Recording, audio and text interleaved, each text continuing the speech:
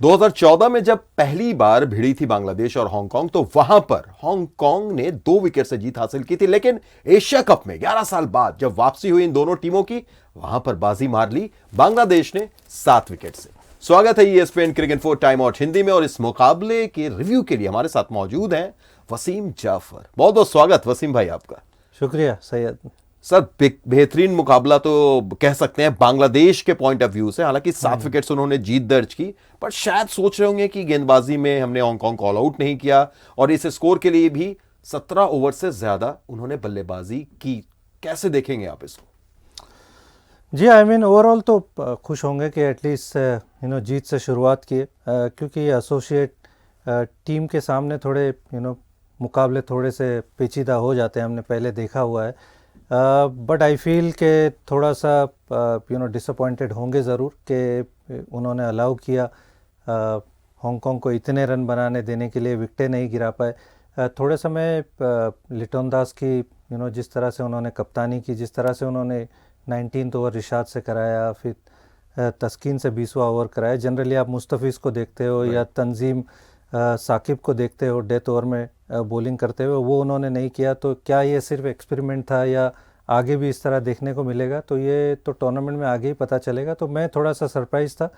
उसके अलावा जैसे आपने बिल्कुल कहा कि इतना टाइम ले लिया, ऑलमोस्ट 18th ओवर लगा दिए इस मैच को जीतने में। थोड़ा 2-1 ओवर पहले कोशिश कर सकते थे ताकि थोड़ा नेट रन रेट भी इम्प्रूव होता। बट आई फील ओवरऑल मुझे ऐसा लगता है कि उनकी शायद नज़र यही होगी कि हमको सारे गेम्स जीतने हैं या फिर एटलीस्ट 2 गेम जीतने हैं यहाँ से आगे। अफ़गानिस्तान डेफिनेटली उनका ऐसा लगता है कि एक कदम ऑलरेडी नॉकआउट में है। तो श्रीलंका के सामने वो जो मैच है उनका, वो लिटरली एक तरह से नॉकआउट गेम हो जाएगा। ग्रुप ऑफ डेथ है ये, अगर आप देखें तो। जिस हिसाब से बल्लेबाजी हुई है इस मुकाबले में, मैं आपसे ये जानना चाहूंगा वसीम भाई कि लिटन दास और तौहीद हृदय, जो एक साझेदारी आपने देखी, हालांकि आपने बोला कि और पहले मैच को खत्म किया जा सकता था, पर क्या ये साझेदारी और तेज की जा सकती थी? इंटेंट और बेहतर हो सकता था, वो भी तब जब आप ग्रुप ऑफ डेथ में हैं, जिसकी हम लोग बात कर रहे हैं नेट रन रेट की। हो सकता है आगे आकर जरूरत पड़े। जी आई मीन शुरू में मैं समझ सकता हूँ कि थोड़ा सा आप नहीं चाहते कि थोड़े क्लस्टर्स में विकेट जाए। आपकी 2 विकेटें गिर चुकी थी, ओपनर्स आउट हो चुके थे, तो थोड़ा सा आपको सेफ्टी फर्स्ट देखना होता है। बट शायद जब वो 40-50 रन की साझेदारी हो गई थी, वहाँ से थोड़ा सा टेम्पो बढ़ाने की ज़रूरत थी, वो देखने को नहीं मिला। थोड़ा तौहीद हृदय अपने वो रिदम में नहीं आ पाए। ऑलमोस्ट रन बॉल पूरी इनिंग में बैटिंग की। इवन लिटन दास भी शुरुआत के 20 या 22 गेंद में ऑलमोस्ट रन बॉल थे, उसके बाद उन्होंने थोड़ा सा पिकअप किया और फिर अटैक करना शुरू किया। तो थोड़ा सा कहीं ना कहीं मुझे ऐसा लगता है कि 2-1 ओवर पहले ये मैच को ख़त्म कर सकते थे, तो शायद नेट रन रेट भी और बेटर हो जाता।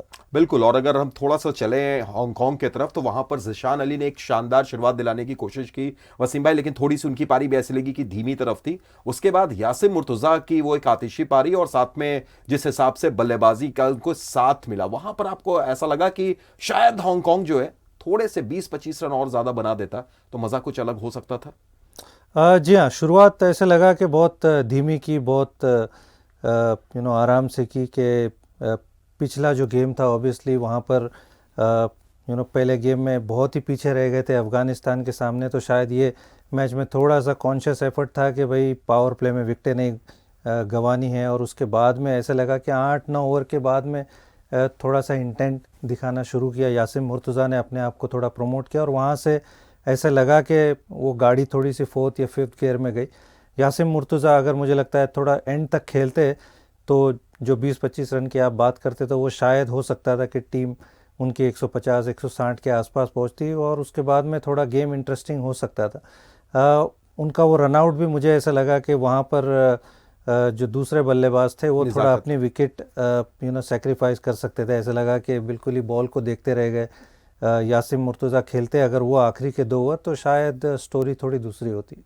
बिल्कुल। और अगर थोड़े से पॉजिटिव की तरफ हम चलें और खासतौर से बांग्लादेश के गेंदबाजों की बात करें वसीम भाई, तो वहां पर 3 गेंदबाज खासतौर से तस्कीन अहमद, तंजीम हसन साकिब और रिशाद, सबको 2-2 विकेट मिली। लेकिन इसमें अगर एक गेंदबाज को आप देखें, और जिस हिसाब से तंजीम हसन साकिब की गेंदबाजी हुई है, बहुत पोटेंशियल नजर आता है इस गेंदबाज में। बिल्कुल, बड़ी बढ़िया लेंथ उन्होंने की।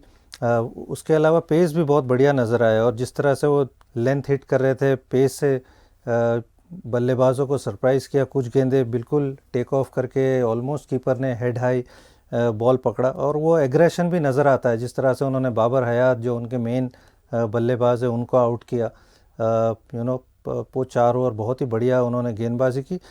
शायद जिसकी बात मैंने शुरू में की कि शायद एक आध ओवर उनका रख के उनको डेथ में दिलवा सकते थे, बट अगेन शायद हो सकता है ये मैच में वो कुछ चीज़ें ट्राई कर रहे होंगे लिटॉन, बट डेफिनेटली तंजीम साकिब एक बहुत बढ़िया टैलेंट है बांग्लादेश की तरफ से।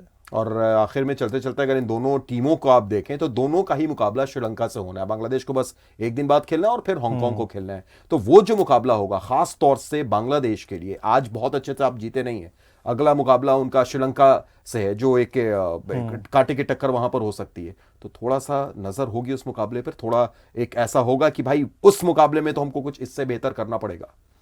बिल्कुल, वो ऑलमोस्ट उनके लिए मस्ट विन गेम है, क्योंकि अगर वो गेम जीत जाते हैं तो थर्ड गेम में अगर कुछ उलटफेर भी होता है फिर भी ऐसा लगता है कि बांग्लादेश आगे चले जाएगा। और ये टूर्नामेंट में दूसरा गेम है, थोड़ा सा कंडीशन से भी यूज टू हुए होंगे। श्रीलंका अपना पहला गेम खेलेगी आकर, तो वो थोड़ा सा कंडीशन से यूज टू नहीं है, तो ये कहीं ना कहीं बेनिफिट मुझे लगता है बांग्लादेश को जाएगा। और वो पोटेंशली एक तरह से नॉकआउट गेम है बांग्लादेश के लिए स्पेशली, क्योंकि श्रीलंका के पास एक और गेम होगा थोड़ा सा अपना नेट रन रेट भी इम्प्रूव करने के लिए, बट बांग्लादेश के लिए बड़ा इंपॉर्टेंट गेम है। चलिए, उम्मीद होगी कुछ उसी तरीके की। बहुत बहुत शुक्रिया वसीम भाई आने के लिए, तमाम बातचीत के लिए, और आपका भी बहुत बहुत शुक्रिया। और आपको बस ये बता दें कि वसीम भाई हमारे साथ आ चुके हैं, तो आपने देखा हाँ या ना?